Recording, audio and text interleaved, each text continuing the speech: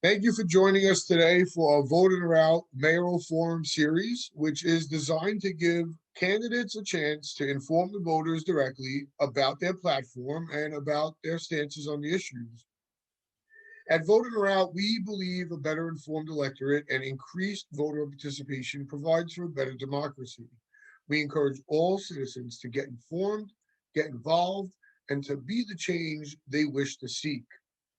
Today, we are joined by mayoral candidate Bill Pepitone, who's running as a Republican to be the next mayor of New York City, and he's running on the Conservative Party line. Hi, Bill. I am Michael Sharafo, co-founder and political director over here at Voting Her Out. It's a pleasure to have you here with us today. Why don't we start off with a little introduction? Tell us a little bit about yourself in your own words. Who is Bill Pepitone? Well, first, thank you, sir. Thank you for having me tonight. It's an honor to be here. I am Bill Pepitone. I am a candidate for New York City Mayor. I was born and raised in Brooklyn, Severian High School graduate. My father was a New York City police officer and New York City firefighter for 27 years. My uncle was an NYPD detective for many years. So law enforcement and public service has been on our family for a long time. I joined the NYPD in 1989. Was quickly accepted into the prestigious Brooklyn South Task Force, which was a citywide mobile response team. And over the 14 years while I was with the Brooklyn South Task Force, we responded to some of the most high profile incidents in New York City history, from the Crown Heights riots, uh, the Tompkins Square Park riots, Rikers Island, numerous anti war demonstrations and civil disobedience, and both World Trade Center attacks. I was a first responder on 9/11. Um, After my 14 years there, I decided that I wanted to go a different route. So I entered the police academy as a tactics instructor, and I instructed approximately 2,500 police recruits each year. And then I was a training coordinator my last year with the NYPD. Upon my retirement, I moved out to Pennsylvania for family reasons. My daughter was autistic, and we wanted to get her the best services and best resources available. Pennsylvania offered that as opposed to New York City at the time. They did an incredible job with her. And while I was there, I had my first foray into politics. I was a councilman for 2 years, and I was a Bucks County Republican committee person for 2 years. So I've already had my feet in the water as far as politics. But I made a decision to come back to New York City. It was my home. This is where my family grew up. This is where I grew up. And I missed it. And I'm glad I made the decision to come back home a couple of years ago. But last summer, as I sat on my couch and watched the greatest city in the world get attacked and burned and looted and riots, police officers attacked, civilians attacked, some of the most expensive and famous commercial real estate in the world on fire. I decided I had to do something, and I could do two things. I could go on social media and curse the mayor and vent my frustrations that way, or I could take my skill set and my experience and love for the city and run for mayor. And I felt that with those in place, as I said, my skill set, my experience, my love for the city, I thought I was the perfect candidate for mayor, and that's why I'm here today. Okay, thank you for that. So tell me, what are the top three issues facing New York City that you want to tackle if you're elected mayor? And how will you address those issues with your proposed policies? Well, number one is public safety. Public safety is the building block for our overall recovery. Without public safety, we have nothing. We need to take our streets back. We need to make New York City safe again. The only way we do that, step one, is to restore the morale of the NYPD. The NYPD is a completely demoralized organization, and no big city can survive with a demoralized, uh, neutered police department. That's what we have here in New York City because of our politicians. I can restore morale on day one. I'm the only candidate who can do such. We have to return to proactive policing. We have to go back to broken windows policing, where we address quality of life issues. If you don't address quality of life issues, they act as a gateway to more violence and more violent crimes. And we've seen that play out over the 7+ years of Mayor de Blasio. We need to go back to anti crime and plainclothes policing that takes guns and dangerous people off our streets and protects every single community in our city. The second most important and second priority of my administration would be education. Our public education system is on the brink of collapse because instead of concentrating on academic and social growth, the mayor and his chancellor have concentrated on a radical social agenda, and it's hurt our children. The COVID lockdowns, the back and forth, have really set our children back. Not only the 2 years, it's probably going to be much more. We're going to see long range effects on our children because of such. But we're going to return to a fair and legitimate grading system. We're going to concentrate on testing to get into specialized high schools. We're going to set the bar high for our students and reward those who succeed and help those who are struggling. We're going to go back to the gifted and talented programs and expand it so more children have opportunities. And we're going to build on our special needs program. As I said before, special needs is very close to me because of my family. And we've forgotten about our special needs children during this pandemic because we've taken resources and tools away from them. So we're going to build on that. And number three, it's almost a tie, really. Our economy, so important. Our economy has collapsed. Our small businesses are dying. Livelihoods are being taken away. We need to open up our businesses, get New York City business rolling again. New York City has been far too expensive to do business with. We've lost millions of dollars to businesses going across the water into New Jersey, going into Pennsylvania, because we're too expensive to deal with, too expensive to do business with. We need to open up New York City business and be fair to our business owners and offer incentives and tax breaks. And that along with our homeless crisis. We are in a crisis mode with our homelessness because we've avoided it. This administration has put people in need into hotels and turned around and walked away. We're going to concentrate on permanent housing as opposed to shelters, and we're going to be proactive and help those before they get displaced. Those would be the priorities of my administration right now. So you discussed education. We had a little banter before the interview. You had talked about you had someone in mind to be the education schools chancellor. Could you share with us who that might be if you're elected mayor? Absolutely. I have someone in place, someone who will be the next chancellor when I'm elected. I won't give that person's name right now. We're a little too far away. But I can tell you about this person and the characteristics which is going to make this person a great schools chancellor. This person has worked in our classrooms, in New York City classrooms, has stood before New York City public school children. This person knows the obstacles that our school children face each and every day. They know the obstacles that our teachers face each and every day, our principals, what they face, our administrators. They understand the New York City public education system, and that should be a absolute must for any chancellor. And we haven't had that recently. This person has to know the education system here in New York. My chancellor does. Experience, as I said, in the classroom with special needs programs, gifted and talented, a well-rounded individual who's going to make New York City proud. Okay, so you commit to having a teacher and someone well Yes, versed in all aspects of education policy. absolutely. Well, that's what we need. Okay, thank you very much for that. So now what I want to do is I want to go a little bit deeper into some of the policy positions that I saw listed on your website because I did my little homework before our Good. interview. Good. One of the things I saw, and we know from the past year, I live in South Brooklyn, and one of the things we realized or noticed over the past year, especially during last summer, was there was a proliferation of fireworks being shot off almost on a constant daily basis, which can be explained or has been explained by the lack of public events and all the firework production manufacturing facilities had all these fireworks and nobody was buying them because there weren't events that the normal customers would buy. And so they sort of went into the black market.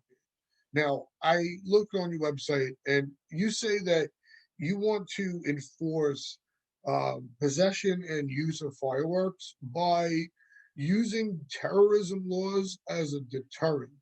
Now, there are there's no domestic terrorism laws on the books like we have for overseas terrorists. Right. So, given that, how do you envision using terrorism laws to enforce the possession and use of fireworks? Do you support the enactment of new domestic terrorism laws? Well, first, when you refer to last year was, I don't want to say an anomaly, but there was so many circumstances that went on last year, and the fireworks, the issues with fireworks were a part of that. It was born from that. A lot of frustration, a lot of anger, a lot of confusion amongst people. But that doesn't give people the right to break the law and to threaten other people. Uh, we had an incident in Brooklyn where there was a lot of illegal fireworks being shot off at night, and people were being threatened and terrorized with them. And we had the Brooklyn Borough President tell his constituents not to call 911 because of a heavy handed police response, instead, to confront the people themselves. We had a young woman confront the person who was firing illegal fireworks, followed the advice of the Brooklyn Borough President, and that young lady lost her life because she was shot to death. That was the absolute worst advice you could ever give someone. It showed no faith or trust in the police, and it just pandered to the criminals and to the criminal element. So, what I mean by using terrorist laws or charging people with such, if you're going to use fireworks as a weapon, if you're going to terrorize people with fireworks, we're going to prosecute you to the fullest extent of the law. We are not going to allow what happened last year when there was complete anarchy in our streets and in our neighborhoods, where it seemed like nobody cared. There was just a feeling of apathy across the entire city. And we can't allow that because that's taken us to where we are now, where violence has spiked, shootings have spiked. We've seen horrendous acts of violence on the subways and in our streets. And that's all because we turned our backs last summer. This mayor turned his back on the city. So anyone who injures someone, who threatens someone, who uses fireworks or any weapon to threaten people or terrorize people, we're going to arrest them and we're going to prosecute them, and we're going to protect law-abiding citizens in every community. All right, so just to put a button on it, your website says possession and use of fireworks, but here you're differentiating that with using them in a threatening manner. Is that accurate? You're not going to arrest a 13-year-old kid in the street. No, no, of course not. Okay, Of course not. just wanted to clear that up. Okay, Sure, because of course not. maybe you want to clarify that on your website because Yeah, we could do that. Sure, of course. it appears that, okay. So another thing I saw is that you want to label, quote, label violent anarchist and leftist groups as domestic terror organizations, cut off their funding, prosecute their leadership, and arrest their followers. Now, I'm assuming when you say anarchist and leftist groups, you're talking about Antifa and Black Lives Matters. Is that a correct assumption here? I'm talking about any group that promotes violence, whether it's Antifa, whether it's Black Lives Matter, any organization that promotes violence, that promotes anarchy, that injures people, that attacks police officers, that are antisocial, then yes, all of them are grouped together. There are a lot of groups out there who have a very strong message. They have the right message, but when violence gets attached to that group, and they ignore it and condone it or look the other way, then they're responsible too. If you're going to put that language out there and that rhetoric out there, and people take it upon themselves to take your message and use it for violent purposes, then yes, that group is responsible and they'll be held responsible. We're not going to allow hate groups of any kind, under any banner, come into our city and do what happened and commit the crimes that happened last summer. We're not going to allow that anymore. Okay, so then on that note, my next question then, sir, is given that the FBI says that our biggest national security threat right now is militia and white supremacist groups, um, like who attacked the Capitol, invaded the Capitol, and not Antifa and Black Lives Matters, as you'd like to label. Do you also believe that those groups identified by the FBI as the greatest threat to national security should also be labeled terrorist organizations as well? If not, why not label them as well? No, absolutely. They should be labeled as such. Any group that promotes violence, again, any group, I Mhm. can't stress it enough. Any group that promotes violence and anarchy should be labeled as a terrorist group, should be prosecuted, should be investigated and then prosecuted. We can't allow what's happened in our city. We can't allow ever again what happened at our capital. I don't care what banner it's underneath. We can't allow that. This is our government. We are a society of laws and a civil society, or at least we used to be. And there's no group that commits violence, that commits crimes, that attacks police officers, that attacks innocent civilians. They should all be labeled as national terrorists because that's exactly what they are. Okay, thank you for that. We talked about Black Lives Matters, and you kind of you alluded to the notion that in the beginning you felt that they had a good message, and it sort of took on a different form later on. What I want to know more about is President Biden has campaigned on this notion that he would bring together Black Lives Matters activists with police unions and bring people to the table and try to come up with, actual solutions to these issues and this division in our society. What will you, as if you're elected mayor, will you commit to doing a similar initiative to try and bridge the gap between Black Lives Matters and the police? Well, I don't think it's just Black Lives Matter. I believe it's any group or anyone that represents any people of any community. I believe it's important for the police in every community to have a strong relationship. There is division in some areas without question. And I think the only way to solve those problems is through face to face conversation. I've said this numerous times since I started running, since my campaign started. To solve problems, we need to sit down with legitimate community leaders, not people who are looking to get on the news, certainly not people who promote violence and anarchy, but legitimate community leaders who are looking for answers and a better life for their constituents and their neighbors. We will put everybody in a room, myself included, and we will sit down and we will discuss it. And we will not leave that room until there are answers and there are solutions and we are moving forward. I don't expect everything to be solved in one day. That's not going to happen, but we're going to start working towards that. And again, we're going to start moving forward. And the only way to do that is face to face conversation and leadership. And some things we're severely lacking here in New York City. So you said Black Lives Matters and others. Any group. What others do you? I'm bringing up Black Lives Matters because clearly in this country there has been sensitivity around the fact that Black Lives Matters has a message, and police officers feel that they're not appreciated. Um, Black Lives Matters is saying stop killing people, unarmed people. There's an issue between those two groups specifically. So I just want to make sure that you you or do you not envision an initiative with Black Lives Matters and police unions? Yes or no? And if you say there's others, what others do you want involved? Well, as far as Black Lives Matter go, if their leaders condemn the violence and separate themselves from the violence, then absolutely, we will sit down and we will have a conversation. If they continue to ignore the violence or condone it, then no, there's nothing to talk about. But if they're willing to sit down at the table and have a legitimate discussion, their leaders, police unions, and whoever else, city officials, city leaders, and myself, we can have that discussion and we can work towards a solution and get to an area where we can work together and live together. But we have to stop the violence. The violence has to end. And we need community organizers, we need Black Lives Matter organizers, we need everyone to send that message out loud and clear that violence under any banner cannot be tolerated.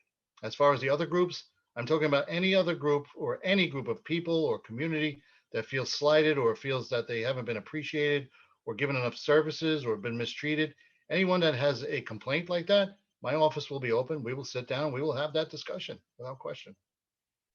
Okay, you said that if Black Lives Matters denounces violence, you will include them. Let me ask you this: what will you say to the police unions regarding the issue of unarmed Black men being killed almost routinely in this country? What would you say to them to you know prevent that from occurring again?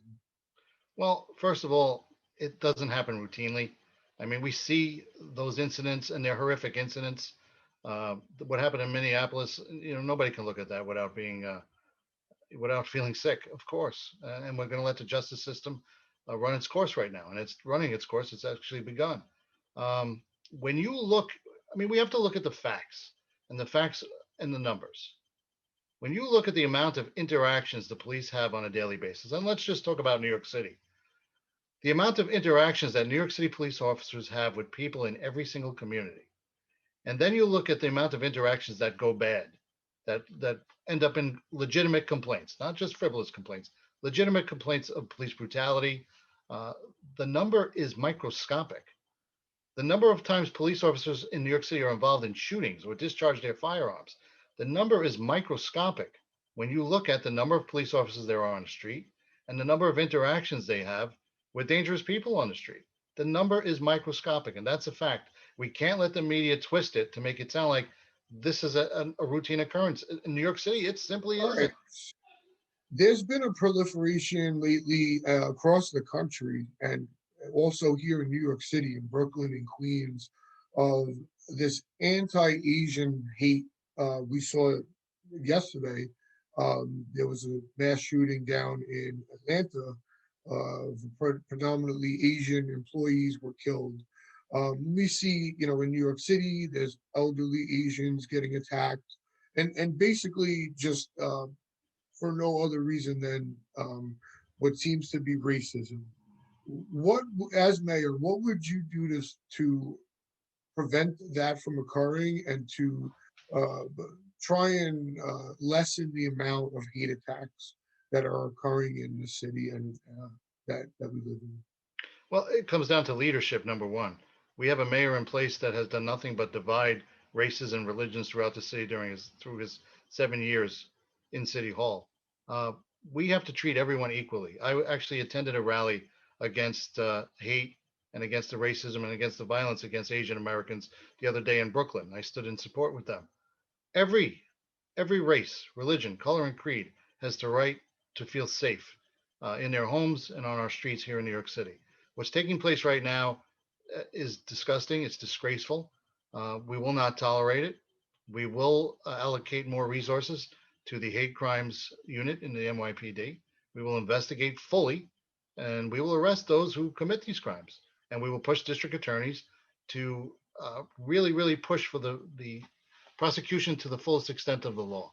I think we have a problem here in the city with our DAs not doing such, and I think that's led to this point.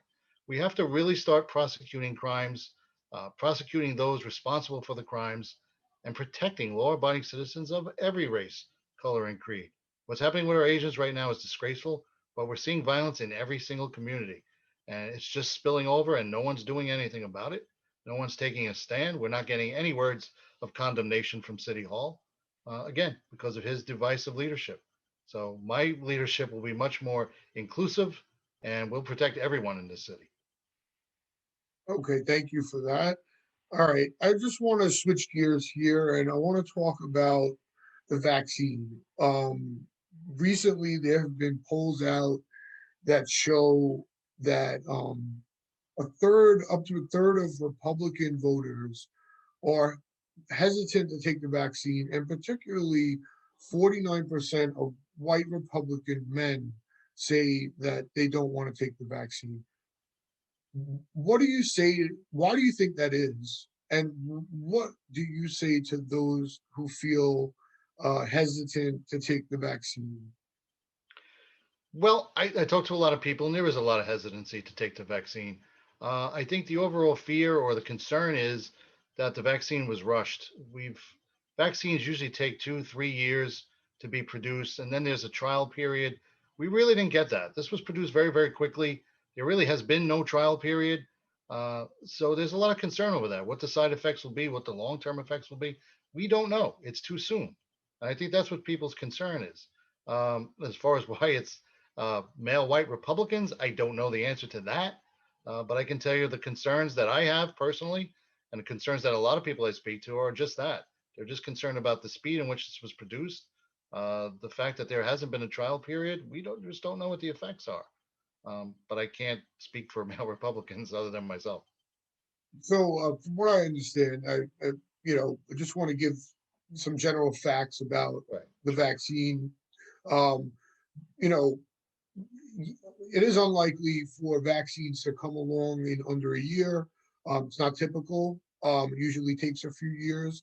But the reason why this is different, it seems, is because everybody on the planet poured their time, energy, resources, money into studying how to make a vaccine for this, and that would include corporations, countries, scientists, NGOs across the world who sort of, a Manhattan Project of sorts, which is why it came along sooner than we had hoped. Not every vaccine has that sort of worldwide effort into it. So I just want to put that out there. And I just want to reiterate for anybody watching that um, the three FDA approved emergency vaccines by the FDA show a between 72 and 97% effectiveness at preventing serious illness or hospitalization or death.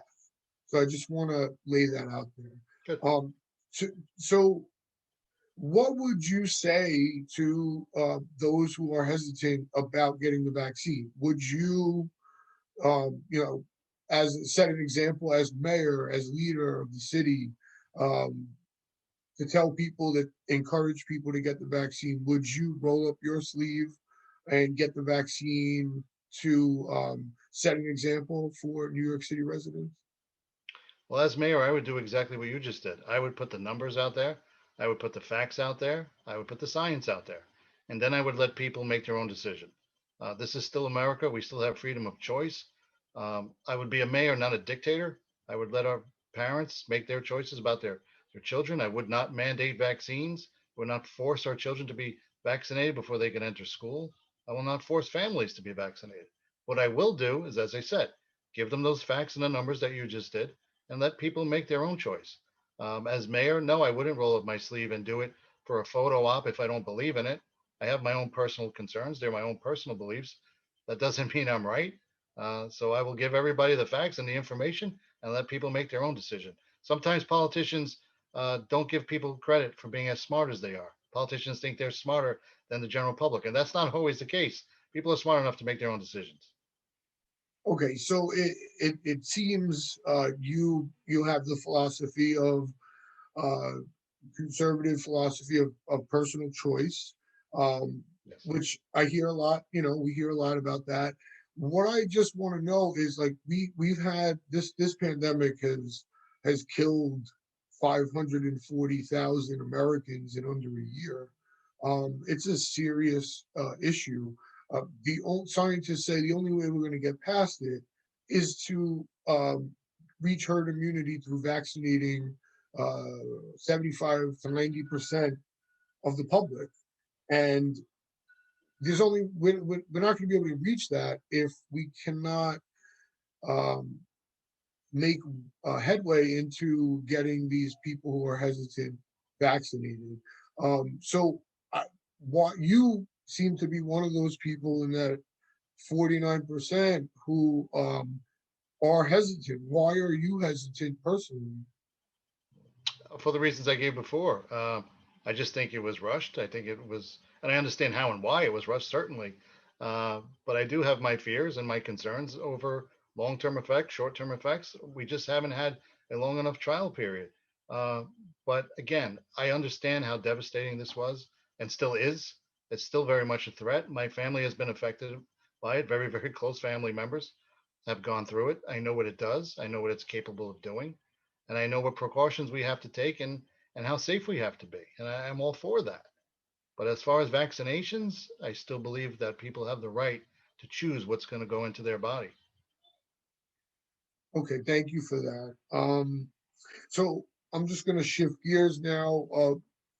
I read your platform and your themes on your website, and one of the two main themes I read in your platform are pragmatic governance and common sense. Could you just tell us a little bit about how you define pragmatic governance in your opinion? Pragmatic governance is just that, it's common sense governing. Everyone has the right to feel safe in their homes, on the streets. Everyone has the right to run a business and to make a living here in the city. We have a right for our streets to be clean. We have the right to clean streets.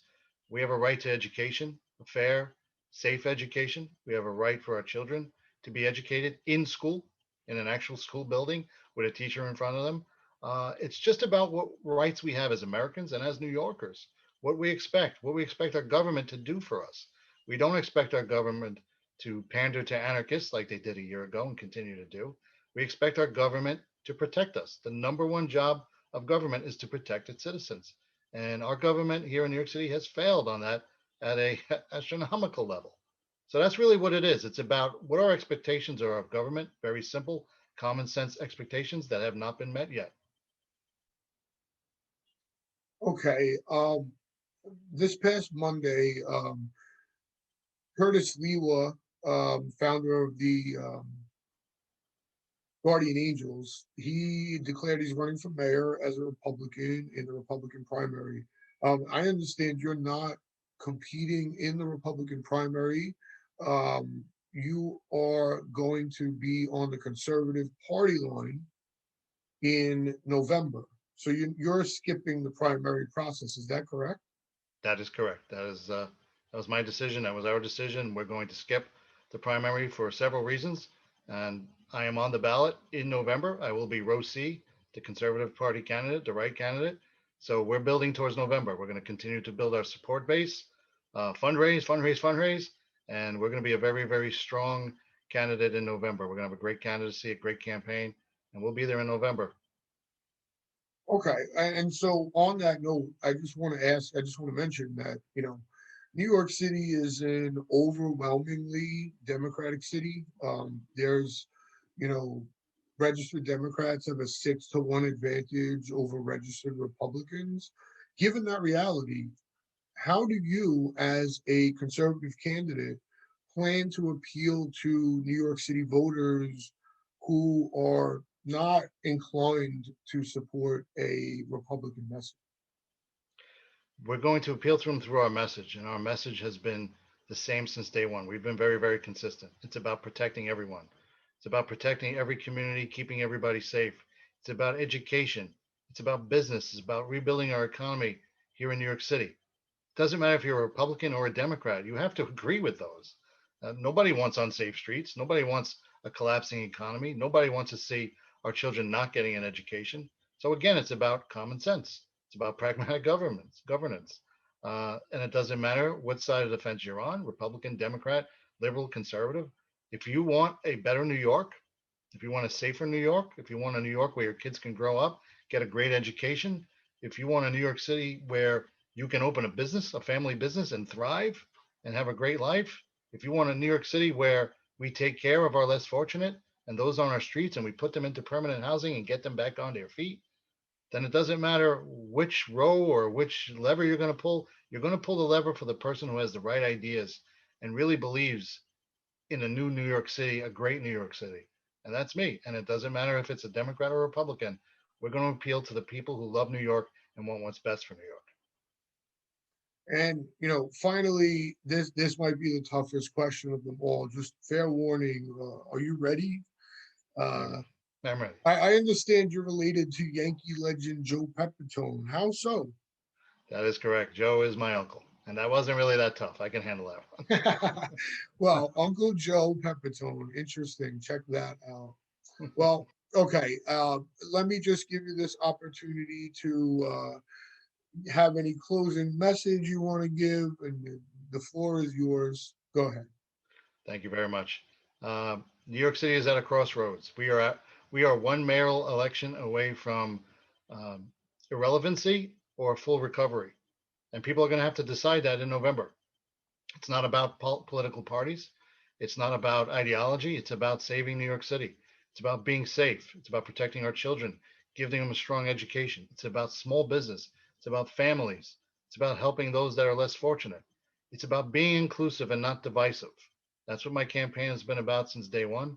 I'm a New Yorker, born in Brooklyn, born and raised in Brooklyn. I served the city for 20 years. My family has served the city for many years. We love it. There's a reason why I'm here, and that's because this is the greatest city in the world, and we're going to rebuild it.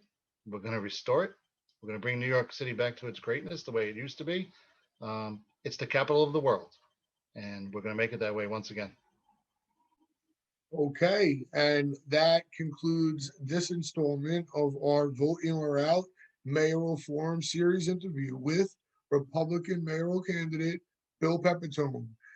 Thanks for spending some time with us today, Bill. Thank you so much. It's been an honor. Have a great night. You too. And to everyone watching, don't forget to go to www.voteinoroutout.com to learn about all the candidates running for office this year in New York City. That includes mayor, controller, public advocate, city council, district attorney. Make sure you go and check it out. This is Michael Sharafo of the Vote In or Out team signing off. Thank you for joining us.